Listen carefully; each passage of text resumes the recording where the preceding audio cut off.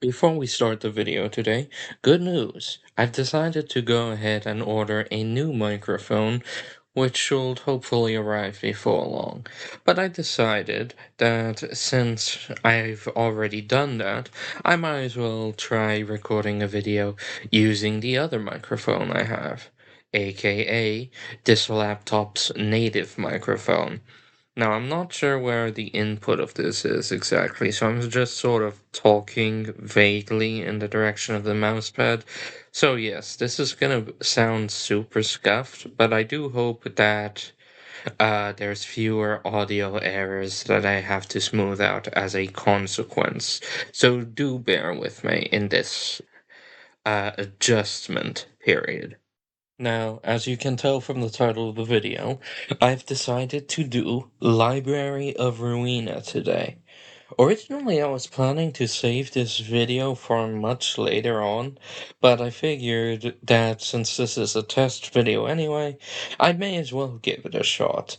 That and all my friends voted for it, so what can you do there?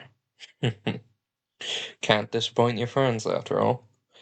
That said, I shall go ahead and say that I have never finished to completion either Lobotomy Corporation or Library of Ruina. Now, I do know most of the inherent story beats for Lobotomy Corporation. I know all the characters, all the plot threads, more or less, but there are some details that I've never seen, mostly because haven't spoiled myself on any of them, so that I have more determination to actually beat the game myself. Library of Ruina, though, I'm truly unspoiled on. I did play through part of it, just past a certain mark that I want to say, at a pure guess, is around the quarter 25%, 30% mark, though I may be way off on that. But nevertheless, the point is, I never got much further than that. And while I am vaguely aware of certain developments, I've never even so much as fully listened to all of the Millie songs that came out of it. Eh, I'm sort of pathetic in that aspect. Things just got too hard, and I didn't have the luxury of grinding. My laptop at the time could barely run the game as it was. That said, I won't say this is giving the game another chance, because obviously I've always wanted to get back to it eventually. It's just that in the timeline of things, it just fell out of place. I suppose we'll go ahead and correct that today. This will eventually turn into a playthrough, but for now, consider this video just a first look of what you can expect. Needless to say, spoilers abound, so if you're someone like me, keep an eye out for that. Or willingly look away from that. Which will be fine, since unless you speak Korean and understand the voice acting, you won't actually inherently understand the game unless you're looking at the screen. That'd be rather silly, though. Alright, enough yapping out of me. Let's go ahead and start the game. Hello, and welcome to the voiceover. I can't really afford to waffle on right now because a cutscene is coming up, but we'll reconvene right after it. Thank you. 아직 이곳을 나갈 수는 없어.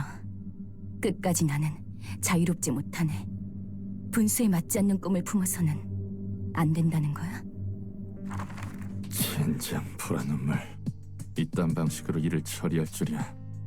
뭐가 어떻게 된 거야? 이 연기들은 뭐고? 믿을 수밖에. 한 번만 말할게. 난 복잡하게 돌려서 말하는 것을 정말 싫어해. 그러니까 괜히 말 늘리지 말고 묻는 말에만 대답해. 물론 질문도 하지 마. 넌 어디서, 그리고 어떤 목적을 가진 채 이곳에 어떻게 들어왔지? 뭐야? 넌 누군데? 속이 메스껍고 울렁거리는데. 내 다리. 난 경고했고 넌 어겼어. 다시 한번 물어볼게. 넌 어디서, 그리고 어떤 목적으로 이곳에, 그리고 어떻게 들어왔지?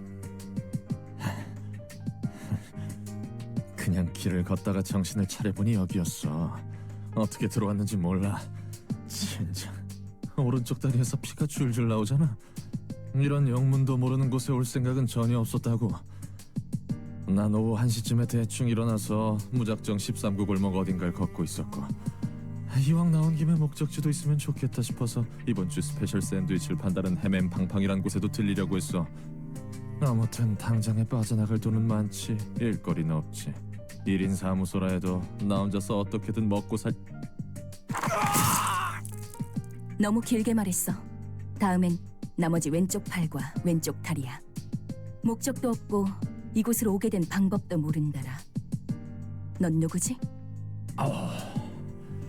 그냥 평범한 밑바닥 해결사야. 대체 뭐야 여긴? 넌 누구고?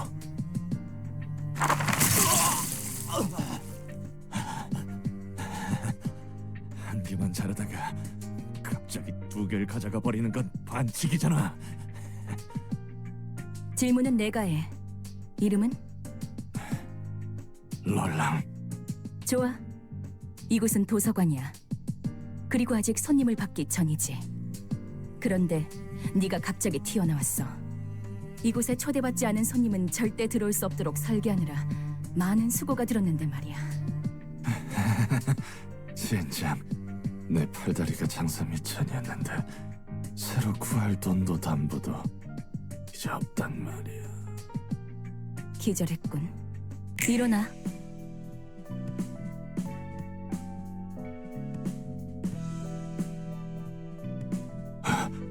내 다리, 내 팔. 뭐야? 멀쩡하게 붙어있잖아. 이걸로 다시 팔을 휘두르고 걸을 수 있을 거야. 전에 몸보다 더 쓰기 편하도록 몇 가지 재구성을 해두었어. 네가 무단 침입을 하기는 했지만 내가 일방적으로 앗아갔으니 그에 대한 사과의 표시야. 난 인내심이 많고 자상하거든. 인내심이 많기는 개뿔. 이걸 고맙다고 해야 하는 거야? 그리고 아직도 경고가 유효한 건 아니지? 그래. 네가 기절해 있는 동안 나도 몇 가지 생각을 해봤거든. 결론은 이거야. 너는 이곳에서 나를 도와줘야겠어. 뭐? 요즘 조직에서는 이런 식으로도 납치를 하는 건가? 아니면 이곳은 날개 중 한 곳이야? 특이점 연구 실험 대상자들을 여기저기서 납치한다고 하는데 내가 아는 사람도 그런 실험의 피해로 차원을 넘나들게 됐다고. 결국 내 팔자가 그렇지. 여기는 도서관이야. 어떤 조직을 말하는지 모르겠지만 적어도 날개는 아니야. 관심 없어. 뭐든 간에 난 여기에 갇혀서 무언가를 착취당해야 하는 거지? 그래. 너를 살려두는 이유는 2가지야. 첫 번째, 초대받지도 않았는데 이곳에 들어온 것에 대한 분석이 필요해. 이유도 모르고 너를 밖으로 내보내거나 살려두는 건 도서관에 있어서 크나큰 위험 요소야. 뭐, 이제 너도 내 허가 없이 나갈 수 없는 놈이지만. 2번째, 난 이제부터 도시에 대한 책을 얻으며 단 하나의 절대적인 책을 구할 거야. 이 과정을 도와주면 돼.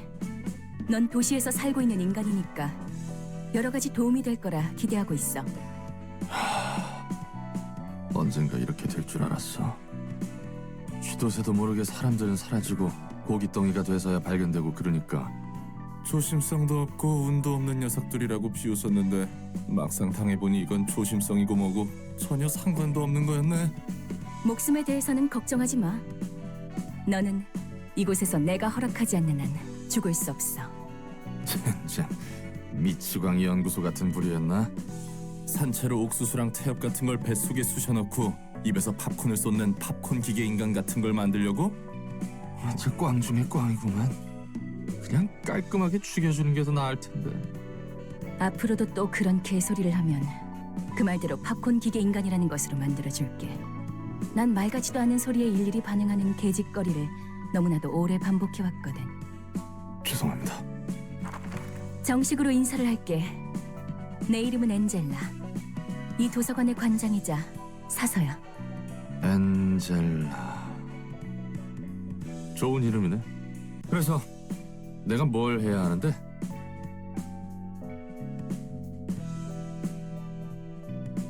도서관에 초대된 손님을 응대해주면 돼. 내가 고심해서 작성한 초대장으로 손님을 부를 거고, 넌 초대에 응해 이곳으로 오는 손님을 접대하면 되는 거야. 넌 실제로 도시에서 살았고 해결사 일까지 했다고 했으니까 다양한 손님을 더 능숙하게 접대할 수 있겠지. 뭐 그래봐야 퇴물이 된 구급 해결사지만 말이야. 접대라는 것은 뭐야? 바람잡이나 웨이터 같은 일이라도 하는 거야? 말 그대로 입장한 손님들을 상대해주면 돼. 물론 물리적인 의미에서. 도서관이 손님들에게 시련을 주면 그 과정에서 책이 펼쳐지기 마련이야. 시련을 극복한 손님은 책을 얻을 자격이 있는 거지. 응대하는 과정에서 네가 죽더라도 그건 잠시뿐. 도서관이 폐관하면 넌 다시 일어날 거니까 걱정하지 마. 이곳에서는 내 허락 없이 잠들 수 없으니까. 너 혹시 해결사한테 무슨 환상 같은 거 있어? 그것도 구급 해결사한테? 난 그렇게 다재다능한 해결사가 아니야. 내가 할 바는 아니지. 매뉴얼은 준비해뒀으니까 방법은 적당히 찾아봐.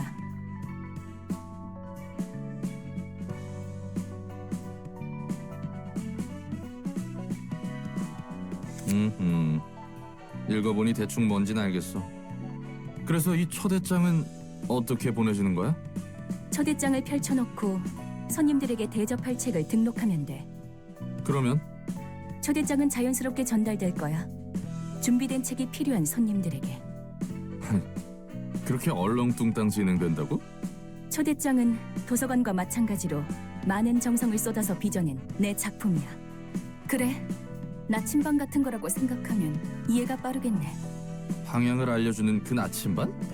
맞아. 초대장은 내가 얻고자 하는 단 한 권의 책으로 인도해 줄 거야.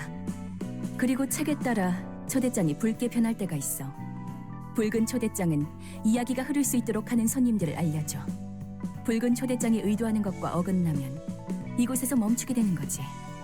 초대장을 받는다고 그 손님이 반드시 온다는 보장은 없잖아. 있어. 그렇게 되어 있거든. 그리고 손님들은 자신의 의지로 초대장을 받고 도서관에 입장하는 거야. 도시치고는 굉장히 점잖고 공정한 방식이네. 대부분은 타이에 의해서 동의도 없이 목숨을 잃기 마련이지.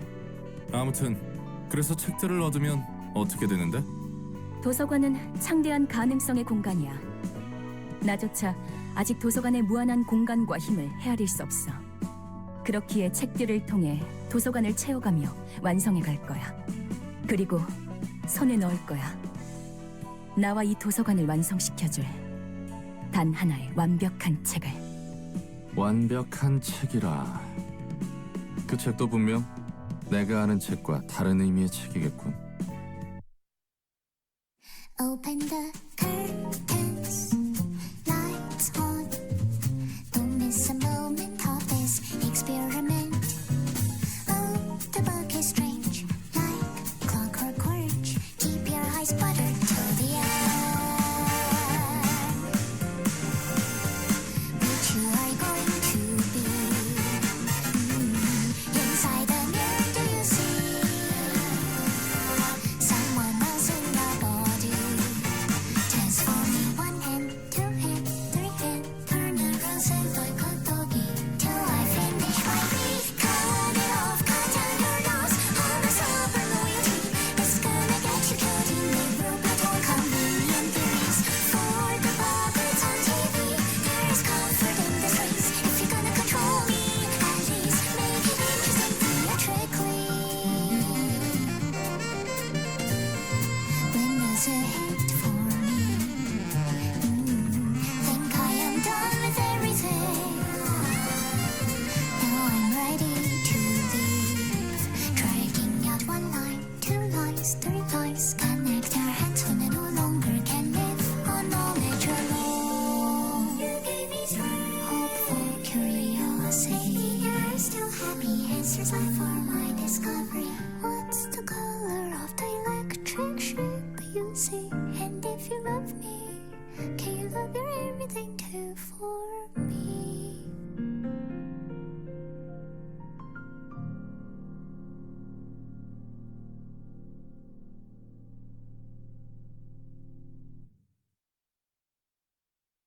This may have been a terrible game for the test because so much of it is voice acted cutscenes, so I will make an exception. If there are any cutscenes that don't have voice acting, I will go ahead and choose to speak over those as well. That said, I'm not sure those cutscenes will offer autoplay, actually. But that's neither here or there. I'd love to talk more, but I only have 36 seconds for this voice line, so ending it here, coming back to you later. 야, 꾸물거리지 말고 빨리 담아. 치바이 협회 놈들이 언제 올지 몰라. 나름대로 최선을 다해 담고 있는 거라고. 이 자식 몸에 들어있는 게 요상하게 달라서 이쁘게 뜯어지지 않아. 일단 신체개조 시술은 들어본 적도 없는데. 아무리 봐도 내장 상태가 이상해. 정말로 말이야. 젠장, 발소리가 가까워지고 있어. 깔끔하게 잘라낼 생각하지 말고 그냥 잡아 뜯어서 담기나 해. 이대로는 우리 모가지가 떨어질 테니까. 몸속에 왜 이런 게 들어있는 거지? 뭐든 간에 일단 담아. 시간이 정말 촉박해. 얼추 됐어. 튀어.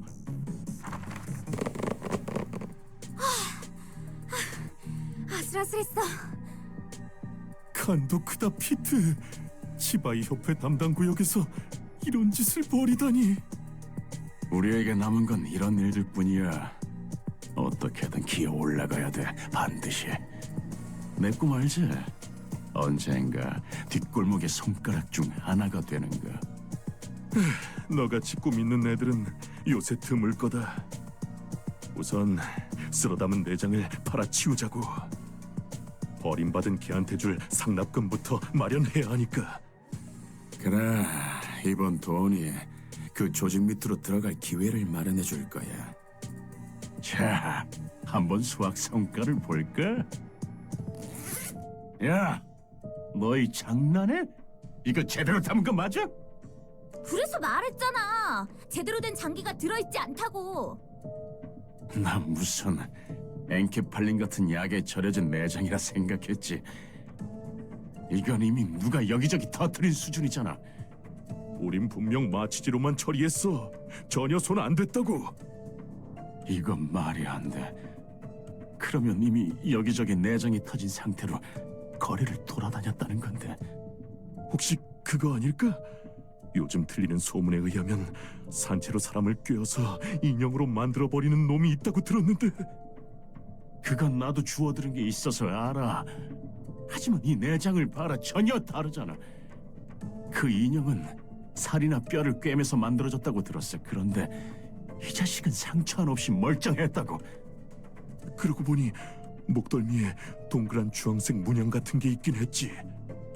문신인가 싶었는데 그런 걸 할 만한 놈은 아니었어. 일반적인 회사에 다니는 샌님이었으니까. 문양? 문신? 젠장. 설마 이상한 벌집을 건드린 건 아니겠지? 그거 말고도 이런 종이봉투도 몸 안에 들어있었어.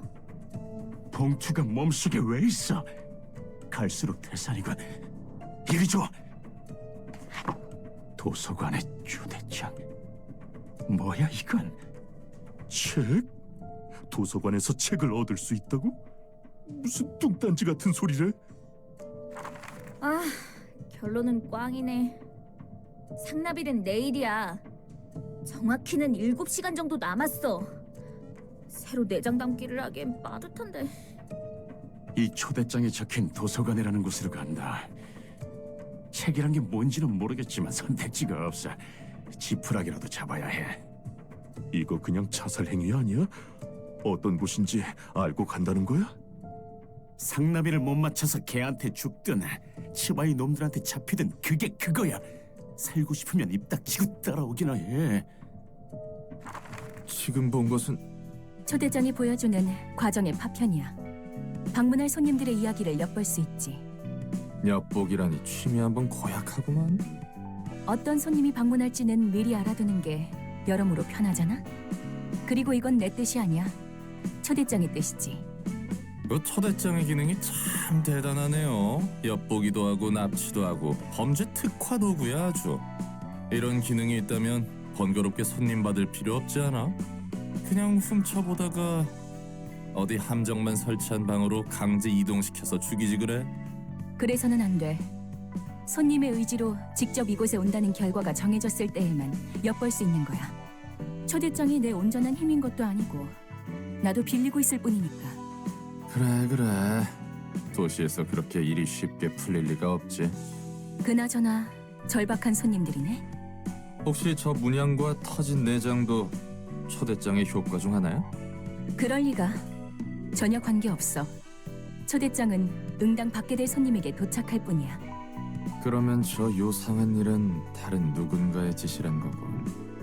해결사 생활을 조금 하긴 했어도 저런 현상은 처음 봐서 말이지. 마치 유적의... 유적? 나도 잘 몰라.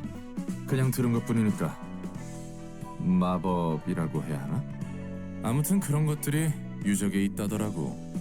뭐가 됐든 우리는 손님을 맞이할 뿐이야. 수준이 낮아 보이지만 어쩔 수 없지. 저놈들은 뒷골목의 양아치나 떠돌이일 거야. 쥐라고 불러.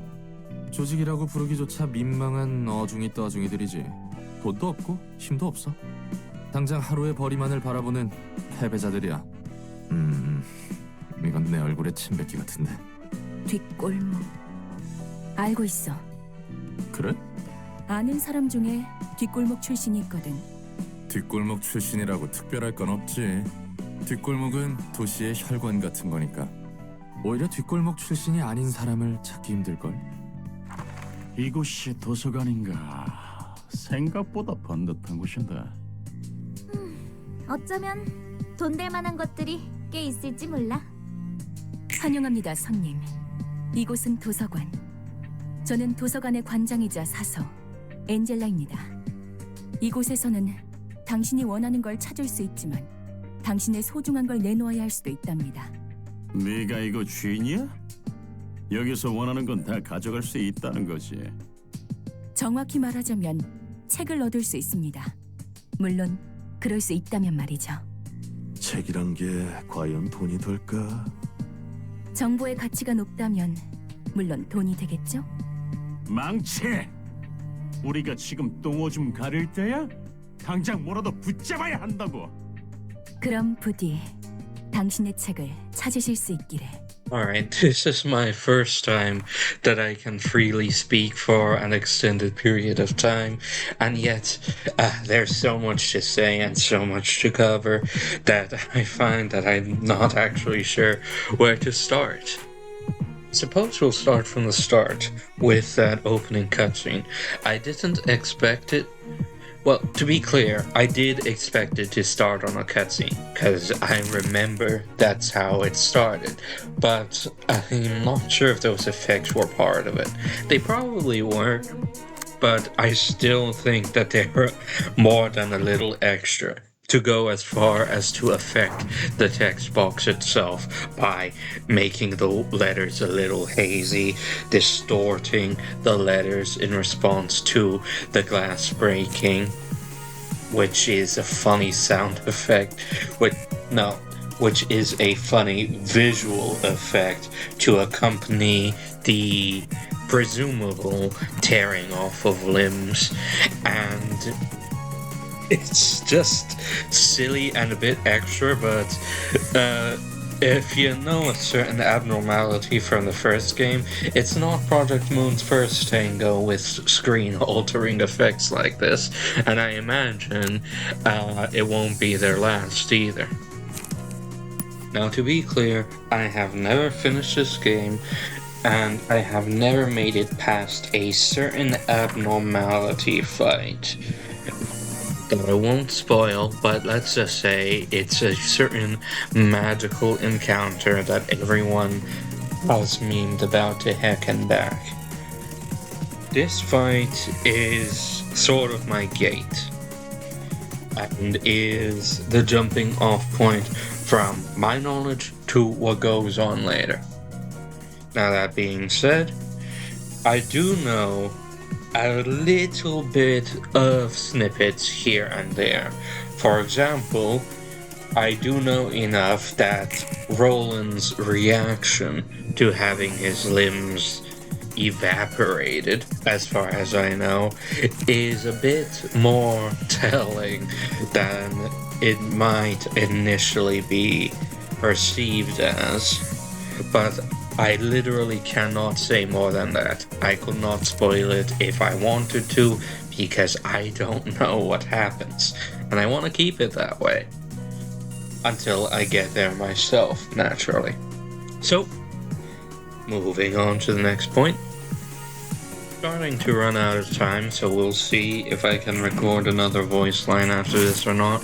But let me just say that I love these guys, and this time I'm actually talking about what you're seeing on screen now.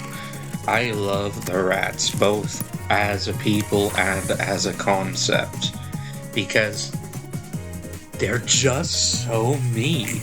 They're burnt out losers at the end of the world, just like everybody else, and man, they just keep going. Granted, at the expense of others, but what can you do? It's, as you'll come to find Mang Chi saying later, it's trash rating trash. I'm not saying this is by any means an ideal state of affairs, but I literally just love these guys as characters, and I believe that they were a great start to this whole experience. I do believe that this will be the last voice line I'll be able to fit in before the next cutscene. So let me go ahead and address some battle mechanics here. They work way differently than from what I remember from way back when. The greatest changes affect the block dice. And again, I may be talking out of nowhere here. It could be that they were always like this, but I don't remember them being like this. Block dice, now, what they do is, if you win with a block dice, they completely cancel any damage. Failing reduces the damage still. But most importantly, winning a block dice clash depletes the enemy's stagger bar. And of course, evading is riskier, but you also regain stagger bar. So yeah, very nifty mechanics here. And I think that's all I got, so see you after the next cutscene.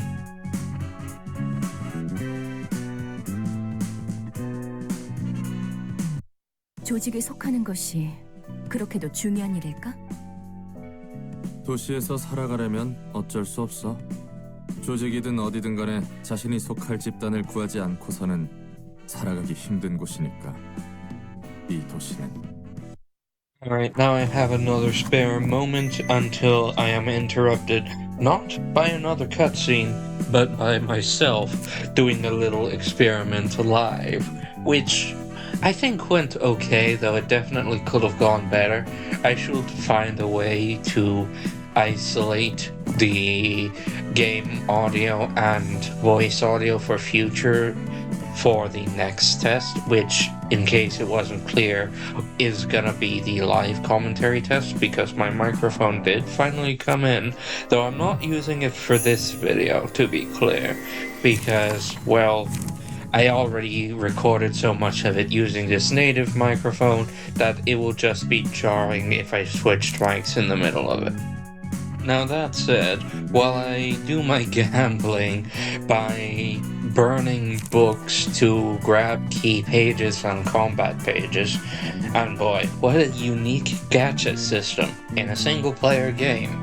It's a very unique method of replayability, I suppose, and definitely incentive to replay earlier fights, especially to grind out more combat pages, because you can only ever have so many key pages, because it encourages the use of a diversity of character pages. That's what a key page is, a character page, essentially.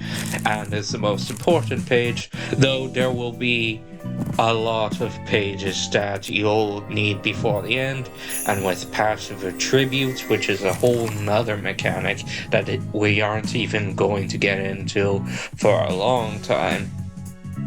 Let's just say the system in play here is unexpectedly vast and surprisingly deep, but you do have to gacha for it. Not for key pages, thankfully. There's only so many pages in a certain cycle of book burning, so given enough time, you will eventually get all of the character pages at once you exhaust every other possibility. And generally speaking, books never carry that many pages, and later on, as you'll see with the next fights, there will be books that cover a wider amount of moves, as in some books will share moves with other books and even key pages at times. But you'll get to that later.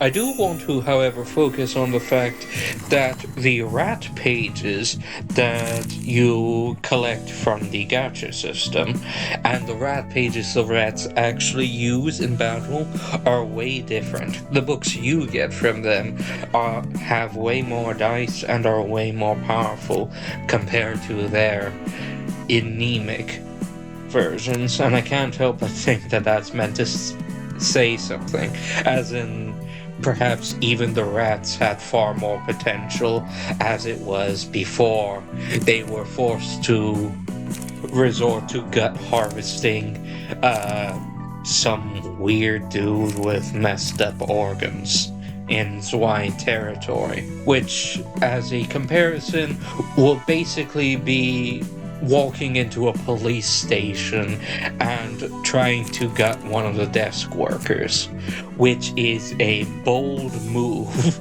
but I suppose desperation can push one to do many things. That said, the gacha system does still have one major caveat. For the early books, it's not so bad, but for later books, you will probably have to farm a fight at least a couple of times to get all the key pages you'll need. And keep in mind, you always need to keep at least one book on standby if you want to actually progress in the story. Not to mention the fact that if you really like certain moves and want them to equip more of them on more of your librarians, also known as nuggets, which is an adorable colloquialism. Never mind if I'm using that word right or not. You'll have to grind more for those too, since combat pages, unlike key pages / character pages, can be farmed infinitely. You can get up to 99 of them, I think, though don't quote me on that, as that might have changed from what I remember. Alright, I have about 55 seconds left, so one last voice clip before I have the audacity to interrupt myself with my live recording. The thing is, as in the last thing about the system, is your gacha currency is also the currency you use to progress the story. And if you ever lose a story fight, or any fight for that matter, we'll come back to that when general invitations are introduced, you naturally lose the books that you bet for that fight. Which means that if you won those books by the skin of your teeth before, you might be set back by quite a ways, especially if you burn books as you no longer need them. I figured, since this is going to be a test of the native microphone anyway, or, well, a test run with the native microphone, I figured, hey, why not do a little bit of reading? This isn't part of the voiceover, this is live. That's it, let's go ahead and start. Lenny's page. Wanna hear a secret? This is kinda embarrassing, but I used to have a dream once, like Pete does now. Yeah, I know, I'm still younger than him with a long future ahead of me, but what could I do? Life's too rough for that. Others say that rats are a pathetic bunch who are too incompetent to join even the smallest syndicate, let alone a wing. Filthy losers who feed on junk and leftovers, not making any effort to change. Back when I was a young kid, I didn't like that. I thought I was better than those rats, so I decided to get into an examinee town. Little did I know that it'd be the one choice I'd regret the most. I begged and nagged at my parents, wanting to achieve that stupid dream. How'd it go, you might ask? Seems you're just as stupid, aren't you? I wouldn't be hanging around with these folks if I made it, now would I? What I'm saying is, dreaming won't do jack shit for you. They didn't end up here because they gave up trying. Hell, they wouldn't have set foot on this gutter in the first place if they had what it takes to achieve their dreams. You get it now? Pete's a huge idiot. Main cheese page. Did you know? There's grades for each alley in the back streets. Funny, ain't it? Trash and a trash can are grading each other. The parts that are under the protection of a syndicate, office, or association are pretty safe. Sweepers can't raid those streets easily. Putting the people who live there in a different grade from those who don't, though, is pointless, honestly speaking. Sure, it's a bit safer over there, but we're talking about the back streets. Get it? You know what's funnier? Even kids will group themselves according to what part of the streets they live in. They even shun the others whose clothes or manner didn't fit their turf's style. I had no choice but to accept this sad truth. You wondering how things were in the alleys I lived? Couldn't afford to pay protection fees to a syndicate, so the sweepers came down at night and collected most of my neighbors. I had to witness them take chunks of flesh out of my parents and brothers while they were still breathing. Don't pity me though, my story ain't nothing special around here. Pete's page. There's not a lot of peeps who hang around in the back streets alone. It's 'cause that's just madness. Weak and dowdy folks gotta band together to survive, get into a small syndicate or anything, and make a living somehow. Some ignorant fool makes the scene in the back streets on their own. They're just making themselves a target as soon as others notice they're alone. That's why we move in groups. We're called rats for a reason. We crawl about the dark in packs and jump at prey for the chance to bite them apart when we spot one. So you wondering if we rats have any dreams? I guess belonging to a proper syndicate, if any, we're just too tacky and amateurish to be called one. We hate being bound to rules, so hell will freeze over before one of us joins an office, and no rat I know will move to an examinee town and study for wing entrance exams. Those nerds at examinee towns ain't too different from rats like us. We're all dreaming silly dreams that'll never come true with our petty skills. An office, a wing, a syndicate, or whatever. Think it's an easy task to belong to a decent group? People just accept what they got and live on. But still, I wanted to have a dream. I really do just love the rats as characters so much. Pete, Lenny, Meng Chi, you can read any character's story once you grab their key page, but they're just so real, so human, and so very much me. I wish I had a dream to dream.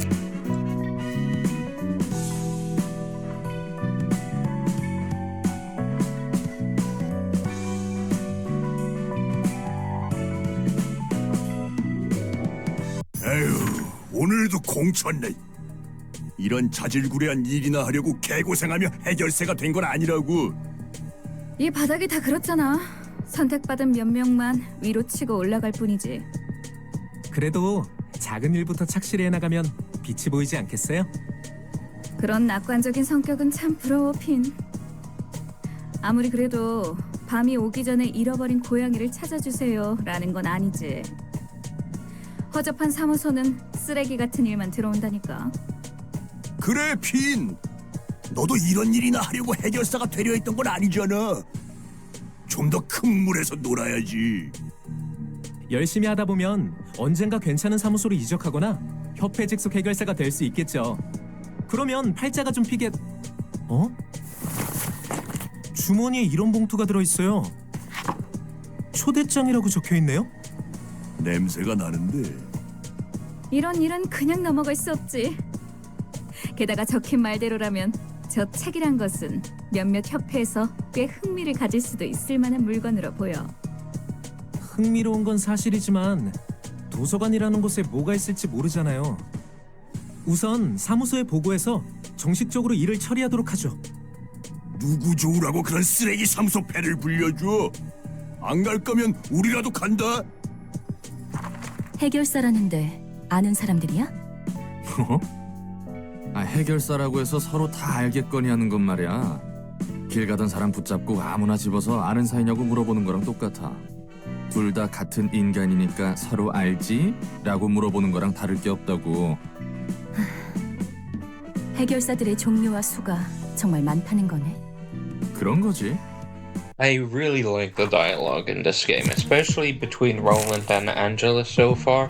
Though, granted, they're the main duo of this game, I suppose. I wouldn't call it duo.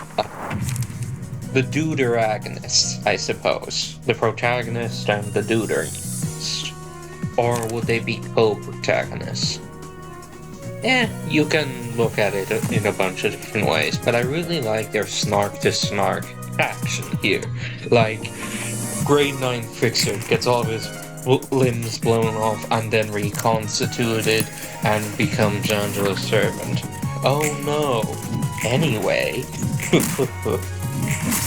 Yeah, he is not a normal man, but whether that lies within the man himself or the environment he lived in is yet to be seen. That said, there's obviously more to the story than either Roland or Angela truly know. Like, how do these invitations get sent out to people? Like, that invitation for the rats was literally nestled inside the body of a random person. That's not something that happens normally.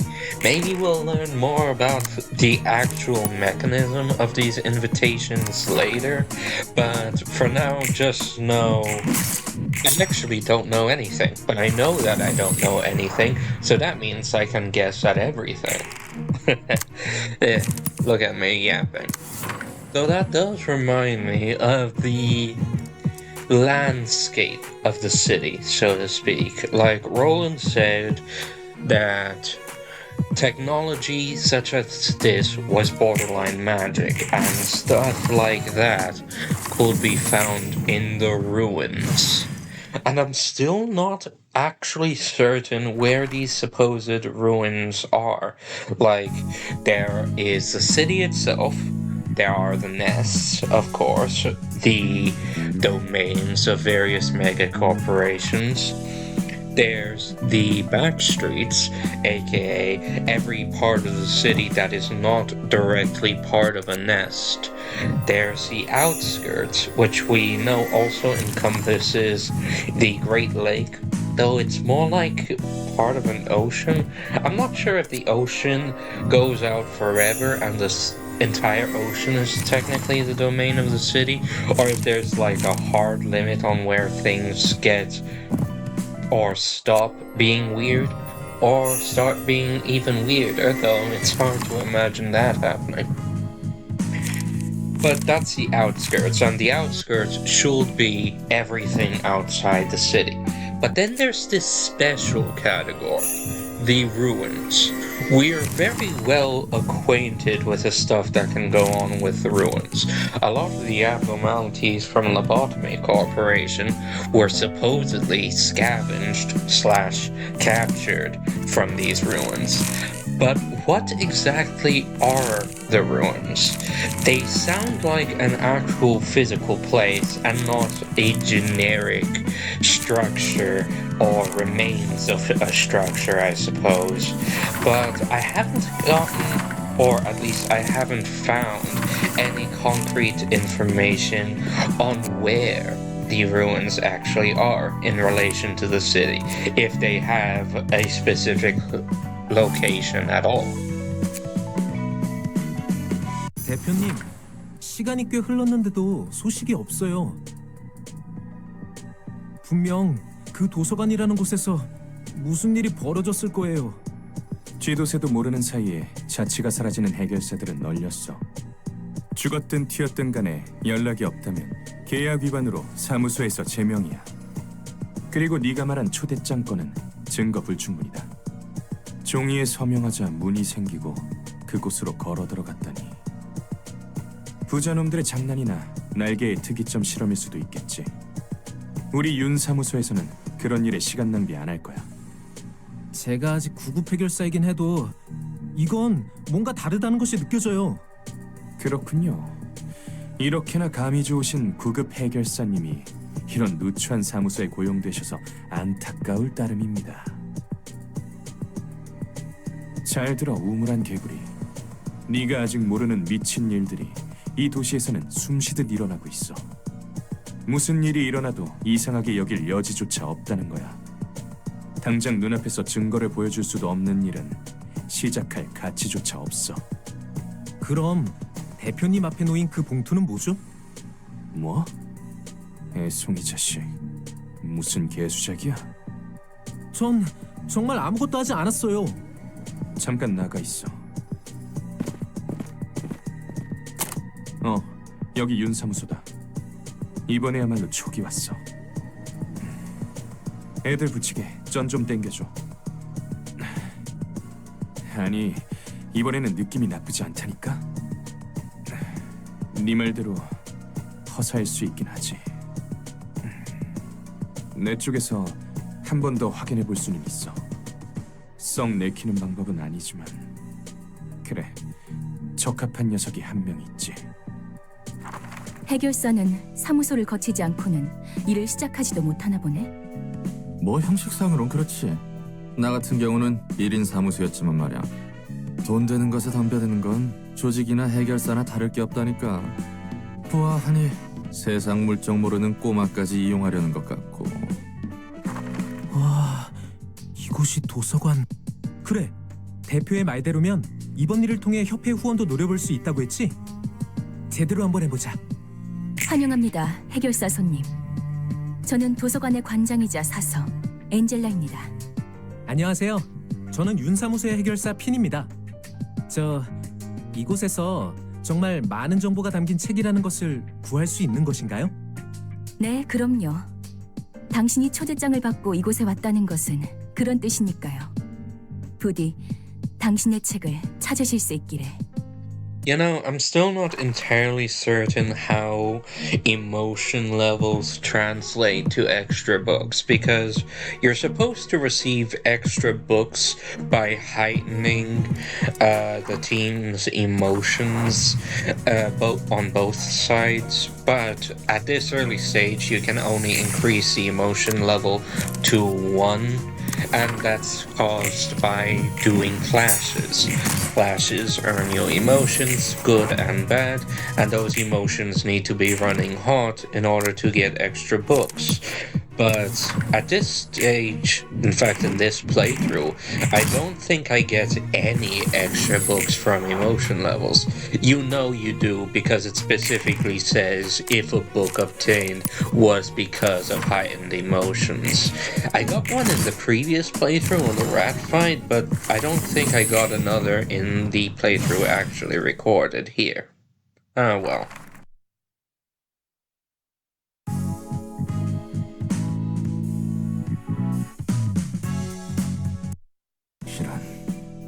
아무리 그래도 애송이 녀석이 부스러지는 것을 보는 건 유쾌하지 않구만. 전엔 네 입으로 말했잖아. 이 도시에서 이 정도는 굉장히 공평하고 점잖은 방식이라고. 도시에서는 대부분 타이에 의해 강제적으로 일어나는 일들 투성이라고 했지. 하지만 도서관은 달라. 이곳에 들어오는 손님들은 원하는 것을 얻기 위해 서명을 통한 동의와 함께 도서관에 입장한 거야. 이 과정에서 그 어떤 강압도 없었지. 전부 그들의 선택과 대가야. 뭐 그렇긴 한데 그래도 이건 좀 뭔가 치사하다는 생각이 들어서. It took me a while to find this out. I didn't know it when I first played the game, but since then I've looked it up, and it turns out canard isn't some weird random word. For some reason at the time, whenever I tried to search for it, it just came up empty. But here canard is the library's current threat level, and canard is basically an unsubstantiated rumor. People are talking about it, but nobody really believes the words that they're saying. That said, considering what happened to Finn here, it's clear these invitations aren't as fair and polite as Angela makes them out to be. Sure, they might be a bit more fair compared to being shanked, gutted, and dead on the street by a pack of roving rats attacking you. But it's clear that the decision to sign these invitations does not necessarily have to be your own. Your consent may be implied by you signing the invitation, as in you technically have the choice to not sign it, but you can very much be coerced into it, ordered into it, forced into it, and as you'll see later on, not in this video, but way later on, you can technically also have the invitation signed when you don't really have any will of your own to speak of, which is crazy to think about. But yeah, these invitations are just another way that the city can get you, even if Angela seems to think herself above or outside of that at this juncture in time. Oh, and if you're wondering why I burned up the last book of Finn and decided to redo the fight when I technically got all the pages, that's for a couple reasons. One, I wanted to make sure that 4 was the limit of Finn key pages you can get. As you could see earlier with the rat pages, the initial limit was 3, but after you cycled through everything, you could get up to 5. And that seems to be the case for a lot of these paperback pages. So, in actuality, it's probably the rarity of a page that determines how many copies you can get. But that's neither here or there. The second reason was just to get more combat pages. As you'll see here, I do make this sort of silly mistake of just trying to hoard as many rarer combat pages and exclusively using those. That's a mistake. It won't come to bite me now, but it'll come to bite me later. But I'm still gonna keep doing this until it bites me, so haha. There's definitely more that I can say here, way much more than I could probably reasonably fit in this video, but in like 20 seconds, there's gonna be one more cutscene, and then we're gonna take that coffee break, and obviously I still won't talk during those, so we'll see you after that.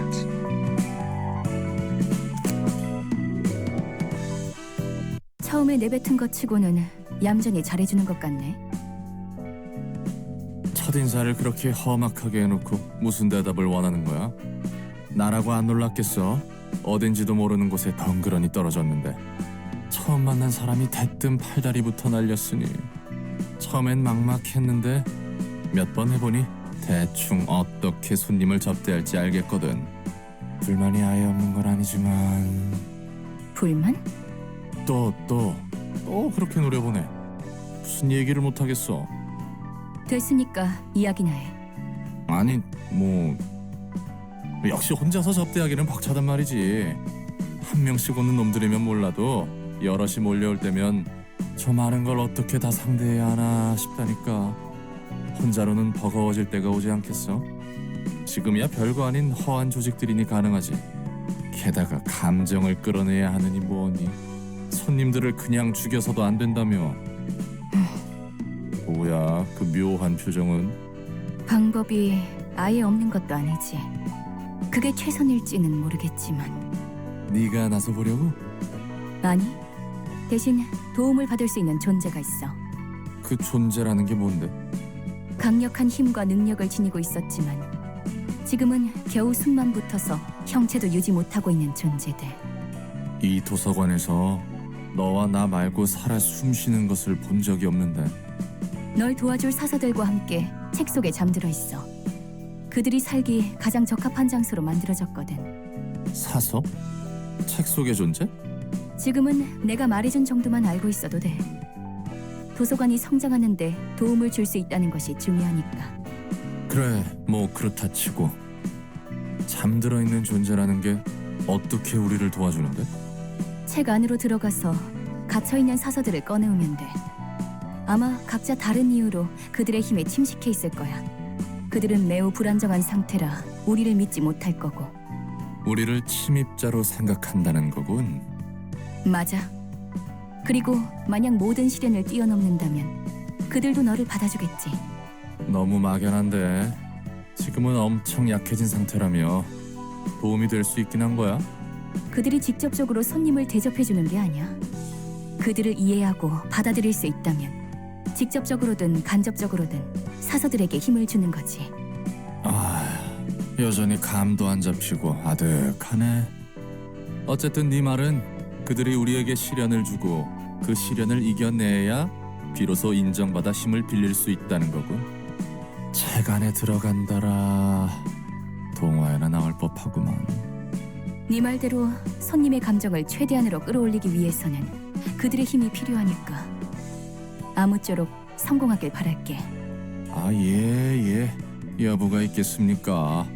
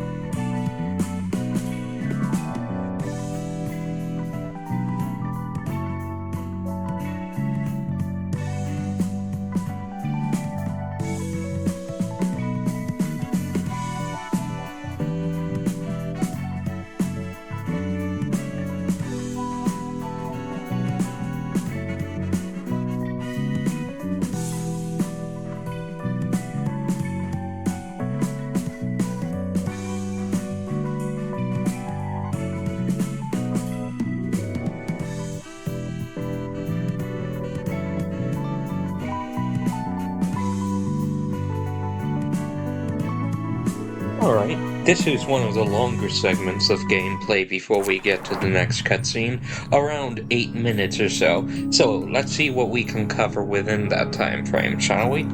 First things first, let's go ahead and cover the abnormalities themselves. Whenever you get to a certain point in the game, I believe in most cases it's obtaining a specific book or completing a certain assignment. Basically, all abnormality battles are eventually unlocked through normal gameplay means, and at some point you will be unable to progress until you accomplish them. Because abnormality battles are how you realize, aka level up individual floors, and certain parts of the story itself are locked behind your threat rating to the city, and your threat rating to the city only goes up as you realize your individual floors. So at some point, there's going to be a hard level where you can no longer progress in the story until you beat these abnormality battles. So while you can delay them for some time, try to get more powerful to handle them, because all abnormality battles are tricky and they all have gimmicks, at least as far as I know. There will always be a hard limit to how much you can delay. At some point, you're just gonna have to build your team as best you can, go in and handle it, whether or not you're ready for it.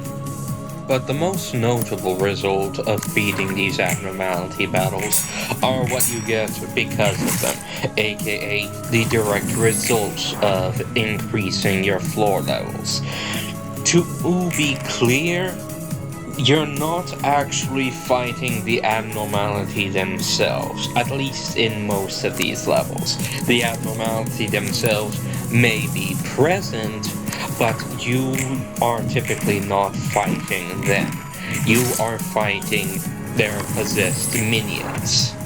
And these possessed minions are the former employees of Lobotomy Corporation. And guess what? They are now your new librarians. You, as in Roland here, is the patron librarian of this floor, and technically Angela is... Well, Angela could be considered the patron librarian of the entire library, but I think her official title is Director of the Library. I'll have to check that, but I think so. I'm getting off topic. I only have so much time. Once again, the main reason to do these abnormality fights, other than the fact that you eventually have to do them anyway, is to better handle the story, because you get another librarian, sometimes more than one, though that could have been because of the wonky state of the game. It could be that they changed it so now you only get one per fight, but we'll have to see if that's the case in the future. And you also unlock a couple of abnormality skills, which is supposed to be the real effect of raising your team's emotional level. If you raise it positively by winning clashes consistently, you're more likely to get wholly positive effects from the abnormality in question that is associated with that emotion level. For level 1, the floor of general works, that abnormality would be Bloodbath, which is exceptionally meaningful if you know the origin of this abnormality, but I won't get into it now. Just know, if you know, you know. If you don't, well, tease those who don't. Or maybe don't actually, that would actually be kind of morbid. Anyway, consistently win clashes, the abnormality will grant you largely positive effects, get more mixed clashes, or consistently lose clashes, you'll get a breakdown or meltdown effect, which does still have a powerful buff, but generally also has a powerful debuff as well. These can be very good or very bad, needless to say. And by very good, I mean manageable.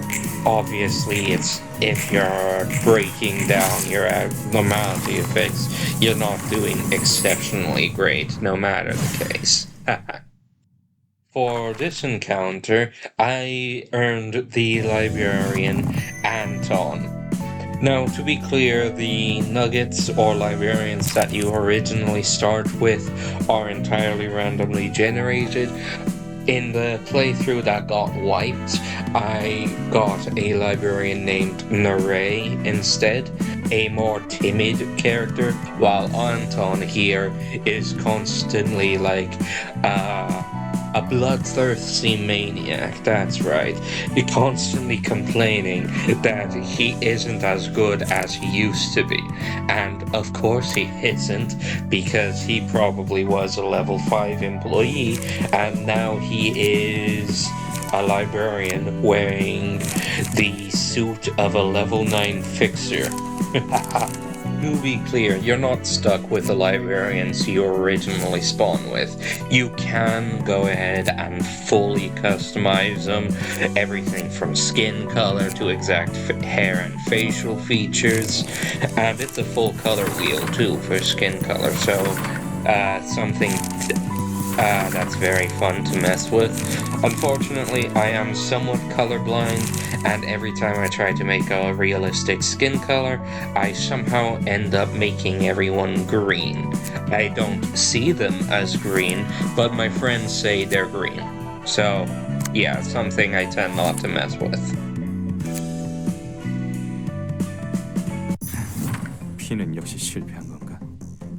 오래 갈 것 같은 놈은 아니었지. 빚을 지더라도 괜찮은 개조 시술이라도 받거나 재능이라도 출중해야 했어.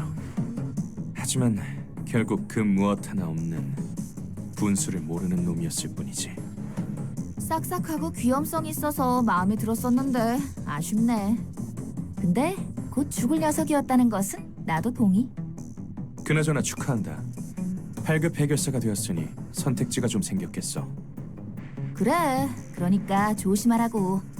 두둑이 안 챙겨주면 적당한 사무소로 이적할 수도 있으니까. 요즘 사무소 월세는 물론이고 세금 내는 것에도 허덕인다며? 안 그래도 핀에게 맡긴 일이 그 답으로 보여. 아까 말했던 도서관과 초대장 말이구나? 그런데 어떻게 얻는지도 모르고 갑자기 솟아난 물건이라면서? 확실하지 않으면 부르지도 않았어. 여기 또 다른 초대장이 왔었다. 그렇다는 거지? 이번 일은 우리 사무소에 사활이 걸린 건이야. 도서관은 분명 돈이 된다. 이건 내 촉이지. 그러니 가능한 모든 걸 투입할 거야. 그래, 한번 팔자 펴보자고. 안 그래도 이번에 공방에서 괜찮은 놈을 거금을 들여서 데려왔지. 손님들의 각오가 대단하네. 이쪽도 그에 못지않은 준비를 해야겠어. 사무소 단위로 이곳에 오다니. 떨거지 사무소라 해도 지금 도서관의 수준을 보면 각오 좀 해야겠는데. 만약 녀석들이 네가 있는 곳까지 도착하면 어쩌냐? 손님들은 준비된 방 이외의 곳으로 갈 수 없어. 그렇게 되어 있는 곳이야. 꽤 창대한 힘에서 비롯된 공간이니까. 그런데 넌 신기하게도 내가 있는 방으로 왔지. 초대마저 받지 않았는데 말이야. 그리고 나도 내 몸을 지킬 힘 정도는 있어. 환영합니다, 손님. 네가 이곳의 주인이겠군. 딱히 강해 보이지도 않는걸? 이곳에 왔던 핀이라는 녀석은 어떻게 됐지? 아, 그 손님은 책이 되셨습니다. 죽으면 책이 된다는 건가? 실패할 것을 알면서 보내놓고 이제 와서 감상에 젖으신 건가요? 닥쳐. 어차피 알면서 이용당하고 버려지는 게 우리의 삶이니까. 부디 당신의 책을 찾으실 수 있기를. And Angela knows very well how unintentionally true that statement is. I doubt Yoon even fully realized how much that affected her. Also, you'll see this more clearly come the end of the fight, though you also saw it being demonstrated on the first stage of the Yoon's office story point, I guess.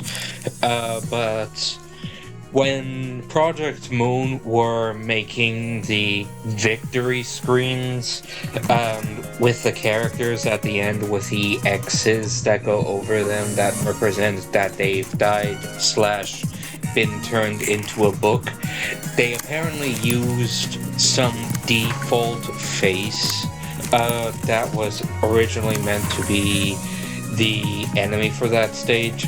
The problem is, if they're not a named character, the enemies that actually go onto the stage are randomly generated.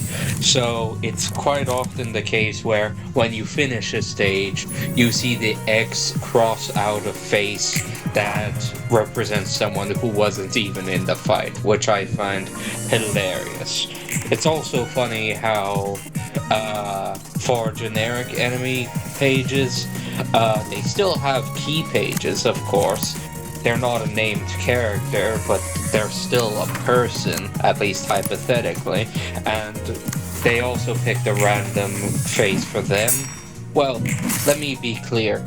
I'm sure the face itself was randomly generated, but it is still the default face for that page, and it's the same one that'll pop up every time. And I actually quite like the look of some of them, even if they look vastly different than what any named page will look like. I do wish I could read Korean so that I could read all the little background signs that aren't translated. I'm sure they are not anything special. Like, for example, the characters in Yoon's office probably just say something like Yoon's office or something along those lines.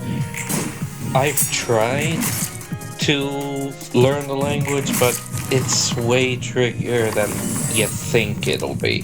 Sure, people will say Korean is one of the easier languages to learn, and heck, maybe in terms of language, that might even be true, but I just don't have a head for it. Maybe if I had the time to truly dedicate myself to it, but it's not something that I can just slowly pick up on over time, not without the time to set aside for it. I think it's a shame sometimes, but hey, I got this far without it.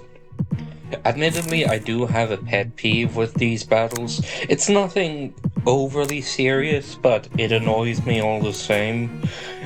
See, your librarians, both your patron librarians and your generic librarians, and the enemies as well, have little quotes that they say after significant things happen. Sometimes after a turn, always at battle start, usually when someone dies, etc. But the one thing that is special is their victory dialogue. What annoys me is that this dialogue plays at the end of the battle, or the act as it is, and that's perfectly fine and normal. But if it's the end of an act in a multi-act fight, then it doesn't stop. To be more clear, if it's the end of an act, the screen will stop until you click, and then you'll move on into the preparation for the next act. But if it's the end of the fight, it ends automatically. What this means is that you have plenty of time to read your librarian's victory quotes at the end of an act, but not the end of the fight, which does annoy me. And I'm a decently fast reader, to be clear, so it's not a lack of ability. I just like for the words to stay on screen for a bit, because it's one thing to have your eyes skim across the page, grabbing as many words as possible, and then comprehension comes a few seconds later. And it's another thing to actually sit down for a second and actually read the heckin' words. Let this be known as the end of Yoon's office. For a time, anyway. It's kind of funny because you can do a battle, gather the key pages from that battle, immediately equip them and their combat pages, which I'm pretty sure, I think only the rats have it where their combat pages are strangely more powerful than the pages they actually use. I'm pretty sure for most other fights they're the same more or less, but it's funny to go into a fight as the people you're fighting. You can technically do that in Limbus Company too, but it doesn't really count because in Limbus Company you're using alternative versions of yourself, while here in Ruina you actively steal your enemies' identities. And real quick, on the victory screen here, you can see that the two faces of the first part here are not the faces of the people I actually fought. 훌륭해. 특히 윤이라는 손님에게는 의미 있는 책이 나올 것 같아. 전부 불에 뛰어드는 나방이야. 윤이라는 녀석도 이것저것 머리 굴리는 것 같았지만 얻고자 하는 것을 위해 앞뒤 안 보고 불길로 뛰어들었잖아. 한 번 눈 떠버린 욕망은 걷잡을 수 없이 밀려 들어와. 오래전에 들은 말이지. 하지만 과연 그 욕망이란 것이 진실된 것일까? 너 웃긴다. 돌려 말하지 말라고 했으면서 자기가 뜬구름 잡는 소리 하네. 어딘가에 사서님이 들었으면 팔다리 한 짝씩 날려버릴 만큼의 의미 부여된 말이었어. 책이나 분류하도록 해. 엔젤라 말대로 정말 층이 확장됐군. 안녕, 난 롤랑. 엔젤라, 난 아직도 용서할 수 없어. 엔젤라, 넌... 그 이야기라면 전에 끝났어. 넌 잠자코 내게 협력하면 되는 거야. 그런 거래였잖아? 그리고 모처럼 얻은 피가 흐르는 몸을 즐기도록 해봐. 인간의 몸을 줬다고 내가 기뻐할 것 같아? 잊지 마. 난 너에게 찬성 못한다는 걸. 그러던가. 숨 막혀 죽는 줄 알았네. 안녕하세요. 역사의 층을 맡은 지정사서 말쿠트예요. 다행히 기운 없어 보이진 않네. 무슨 일 있었어? 엔젤라와 아직 풀리지 않은 문제가 있어요. 하지만 제 생각이 어떻든 전 엔젤라가 하라는 대로 해야 하죠. 나랑 마찬가지네. 이유는 좀 다른 것 같지만. 그래서 내가 무엇을 해야 할까? 롤랑 씨는 저에게 책을 가져다 주시면 돼요. 저는 역사의 층을 담당하고 있으니 롤랑 씨가 준 책 중에서 역사에 관련한 책을 분류하고 습득하는 거죠. 그렇게 받은 책을 사서가 읽고 점차 층과 도서관이 성장하는 거예요. 자연스럽게 잠들어 있는 층과 그곳의 지정사서들도 깨어나는 거죠. 다른 사서들은 잠들어 있단 건가? 네, 대충 알겠어.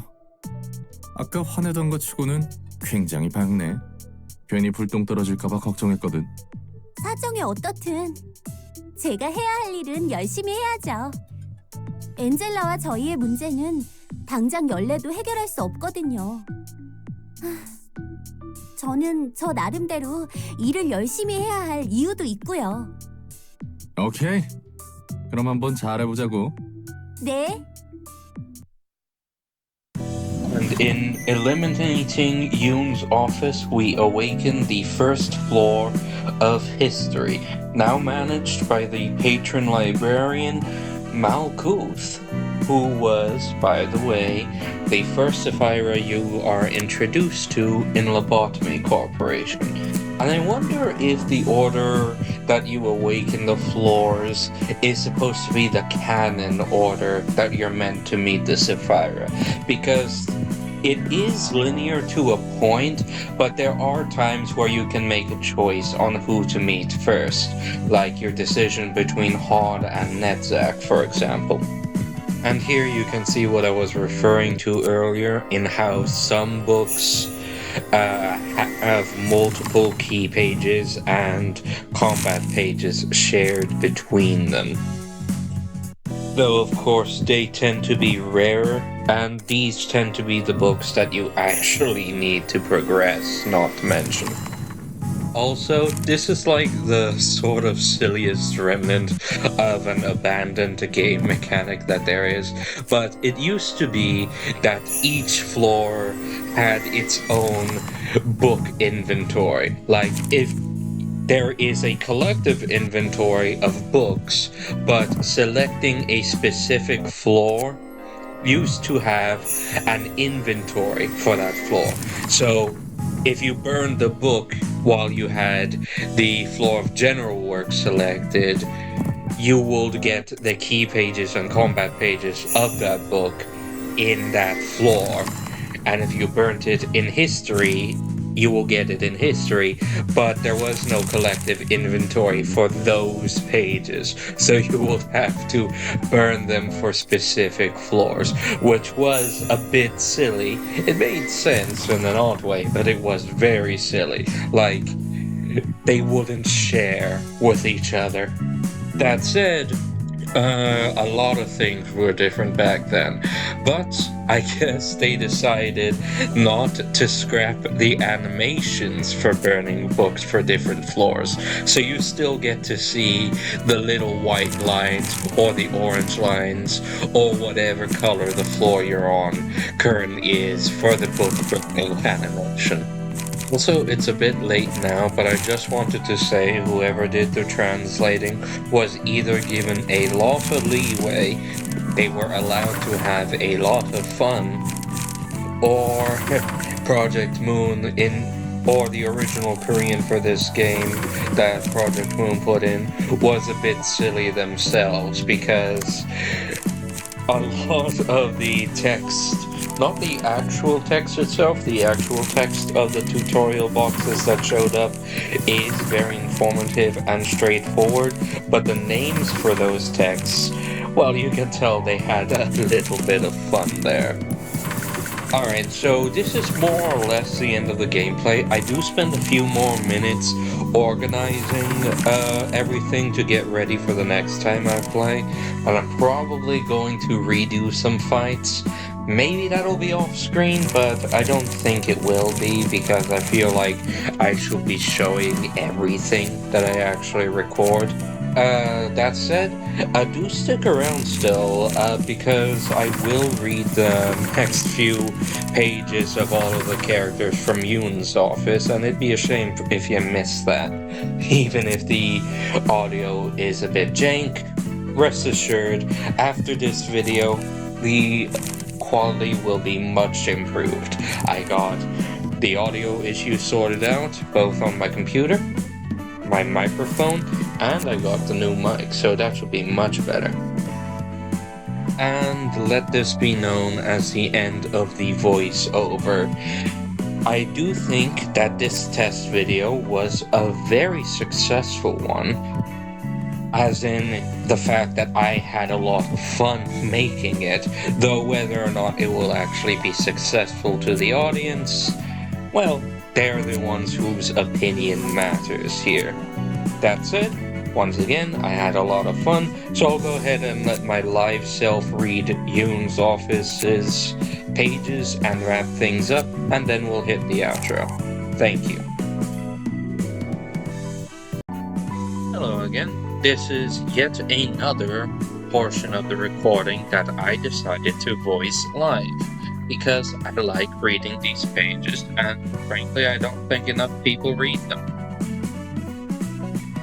And since this is also where I intend to end the video, I imagine that the last voiceover bit that I did was me ending the voiceover. So this will be the bit of the video that I leave in to end the video, before, of course, the outro, which will be the end of the actual video. So I guess this is more ending the gameplay portion of recording than the video. Either way, enough yapping. Let me go ahead and read these guys' stories. First, a Yoon's Office Fixer, page 1. I thought there would be other pages because there's Fixers 1, 2, and 3, I believe, but no, it's just one. Like the look of this fella. The Society of Fixers is built entirely up on meritocracy. The greater you are, the higher you can climb. On the other hand, if you don't have the capability, you should be thankful for any org that accepts you and stay low. Thing is, capability can mean many things. For some, it could be physical strength, and others might have superior intellect. It seems kinda unfair to me that they make arbitrary evaluations of a concept that can be taken in so many different ways. Not that I think I have some hidden talent that deserves a better grade or anything, but I do feel a bit upset, but I think I'm at the right place. The jobs I usually do are looking for lost cats at night. You can tell how low my spot is, yeah? I'm not a huge fan of the jobs I'm doing right now, of course. I mean, sure, I wouldn't say no to some flashier requests. I've just accepted to carry on with my life. Finn's page. It's been a while, sis. Actually, I talked to you some time ago. By myself, of course. It sounds a bit lonely, but I'm fine. Today's not gonna be the same as the days before. I have good news. I finally joined an office run by this guy named Yoon and officially became a fixer. You're proud to see your precious little younger brother grow up and make it, aren't you? Isn't it cool? I told you, there's no need to worry about me. Oh, about Yoon's office. I think it's a really nice place. No, I'm not lying. Our operator, Yoon, is a bit cold, but he teaches me a lot of things. And there's also Eri, who is my senior. I've yet to be friends with her, but she seems like a good person too. For now, they're giving me small jobs, like searching for lost cats. Maybe they're worried I'm too inexperienced to handle tougher stuff. It's not really fancy, but if I start out with small tasks like this and work up slowly, I'm gonna be a great fixer one day, yeah? My heart is already pumping with excitement. When I become a proud and dashing fixer, I'll buy a Nest migration ticket and get a nice new home for you. I could buy my gear at a workshop thanks to your help and all that. Though that's not all. You always looked after me, sis. It's kind of embarrassing to talk about this. Anyway, don't worry about me and do the things you want to do. I know you were always too busy caring for me to pursue your own interests. You offered to give me a prosthetic body, or even a minor procedure the last time we met, but I'm doing fine without any of that stuff. And you got money to earn for yourself. I'm tired, so I'll be going now. I ran around the whole town chasing a cat all day. Night, sis. I hope we see each other again. Aries page. You have lots of things to prepare before you can jump into the fixer business, starting with choosing equipment. You'll need clothes to protect your bodily accessories, etc. But before any of that, body augmentation comes first. There's no point having masterful skills or fancy equipment if your body can't keep up, you know? And training isn't gonna do it. There's a limit to training your body, and the fittest body is still no match for mechanical prosthetics or bionic organs. You gotta be able to keep your body intact to do anything, so you're pretty much forced to spend a fortune on it. There's a ton of methods to enhance your body: exoskeletons, bionic surgeries, nano tattoos, prosthetic body parts, you name it. Deciding what workshop tech to employ is up to preference and purpose. Some would want insane muscular strength that will let them carry a powerful one-handed, and others would want ludicrous speed, quick enough to skip over multiple blocks in a split second. It's so diverse, I could go on forever. You need any ability, they've got you covered. The only hurdle is money. In the city, money is what gets you power. That's why the first thing we notice when we assess our foes is how much they've spent on their bodies. Oh, of course, some technologies patented by closed groups like certain syndicates or wings are hard to get your hands on, even if you do have all the cash in the world. Just look at me, though. It took a teensy little procedure for me to lift this humongous weapon with one hand. This is the kind of power you can get, you see? Body augmentation is more of a necessity than an option these days, so you'll want to study up on that. You don't want to stay a weakling when everyone else is getting their augmentations, now do you? Yoon's page. Finn was bungling in many ways. He had no talent, he refused to take modification procedures, all he armed himself with was a tiny weapon. I didn't exactly dislike him, though. They say a delicate person like him is nothing short of pathetic here, but he had passion regardless, and he was going to be our colleague from now on. Besides, it's not too common to see such a passionate fellow in this grueling mess of a city. He was an interesting one. Then why did I exploit him? Exploit is a rather harsh word to describe it, if you ask me. A sloppy kid like him would have gotten killed anyway, abducted in the back streets and fading away while witnessing his innards getting ripped from his body. And that's one of the tamer examples I could give. In this city, worse things are happening here and there on a daily basis. If he didn't die there, he could have faced a much more terrible fate somewhere else. Isn't that right? Never mind. This is all but rationalization. Think what you want. And thank you. That said, let's go ahead and move on to the outro.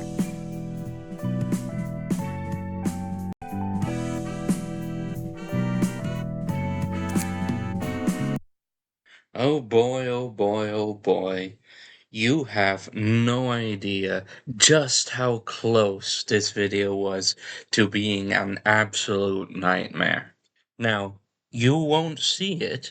I might mention it in the voiceover, but that gets recorded after everything else, so I don't know if I'll mention it at that point. I'll try not to, because I'm saying it here, but I'm forgetful, so it might slip in anyway. Sorry about that.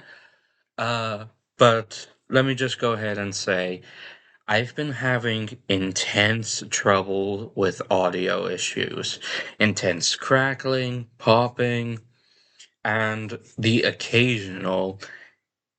I'm not sure how to describe it, but sometimes the audio gets crunchy in a way that is difficult to describe, but you've heard it before if you've seen a couple of my more recent videos.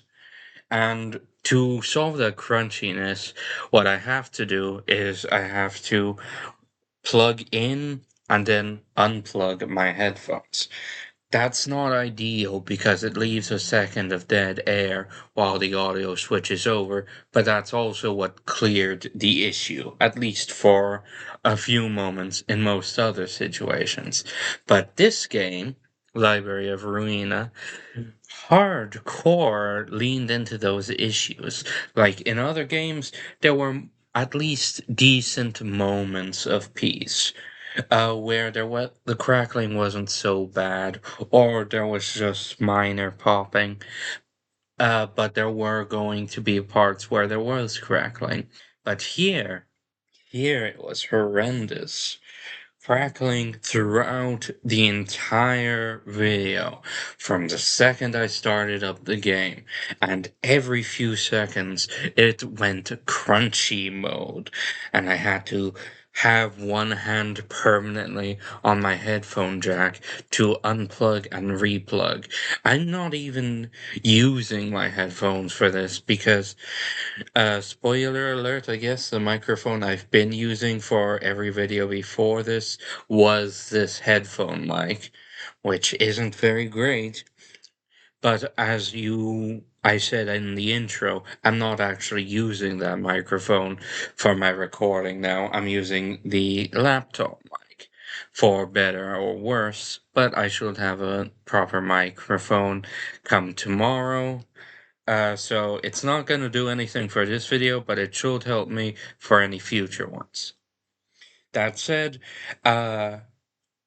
so to mitigate these problems, at least as best as I could, what I did was I knew for a fact that these audio issues were caused by some software side issue, because the fact that these issues persisted both off of my computer's direct speakers and through my headphones meant that there was something wrong with the code, or maybe something plausibly could have gone wrong in some other part. I ain't no technician, I ain't no audiophile. I don't know about the magic that goes into sound, but I knew that something core wise was the source of these issues. So I waited and waited for ages, but because of my waiting, before I record every video, as in the gameplay portion of every video, I go to Windows Update and run it, checking to see if there was a new patch, some miracle fix, maybe a driver that I missed, and make sure that everything is up to date. I did so here too.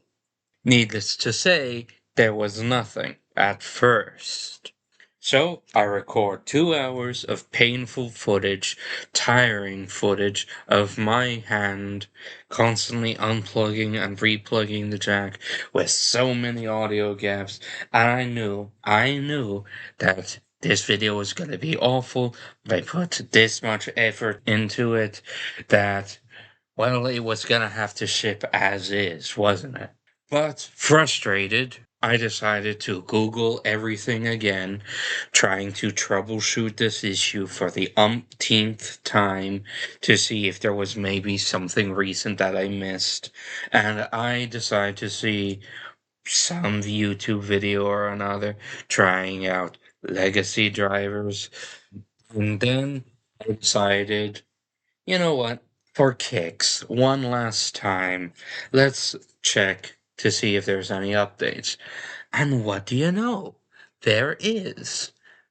In fact, it's a big update. It's a cumulative update for the Windows version. It doesn't matter. And it's probably going to be outdated soon enough anyway. But what the hey?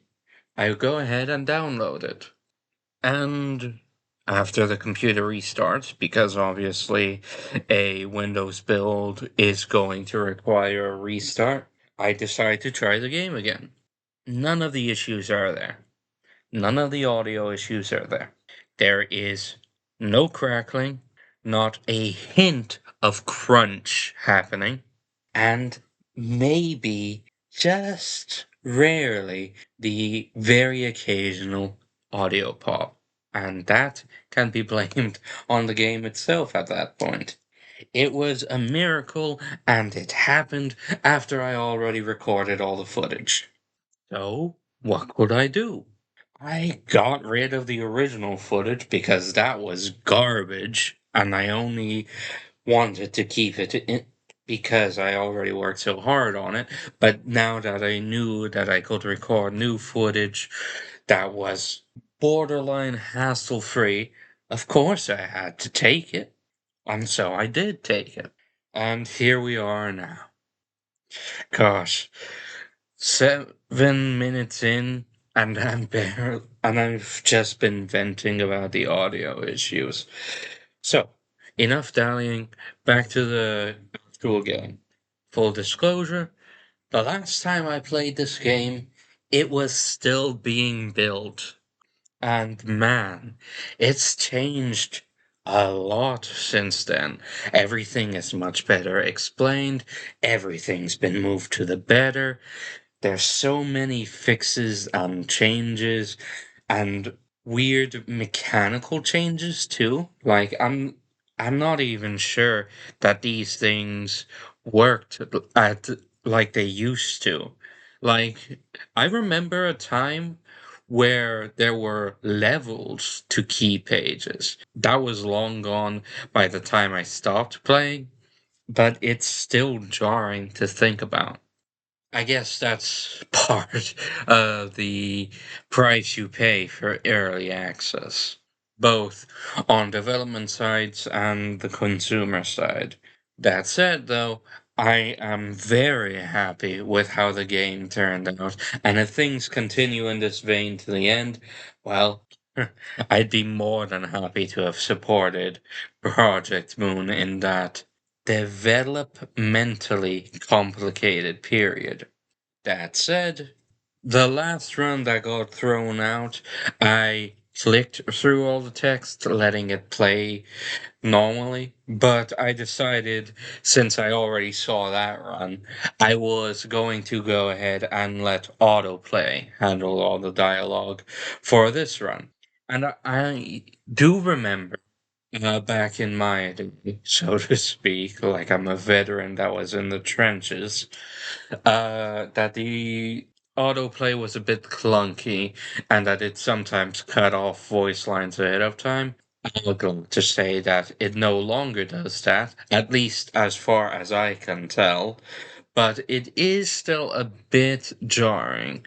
Like, I know normal conversation can normally be like this.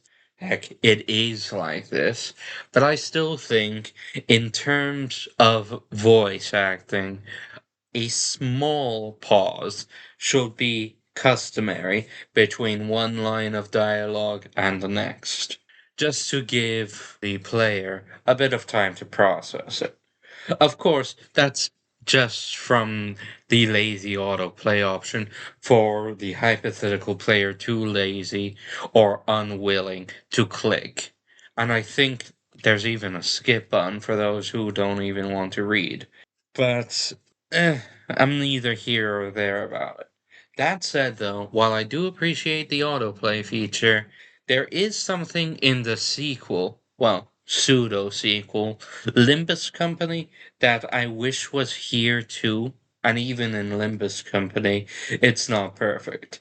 See, in Limbus Company, there is a button in cutscenes that lets you hide the text boxes, characters, and UI so that you can actually take a closer look at the backgrounds.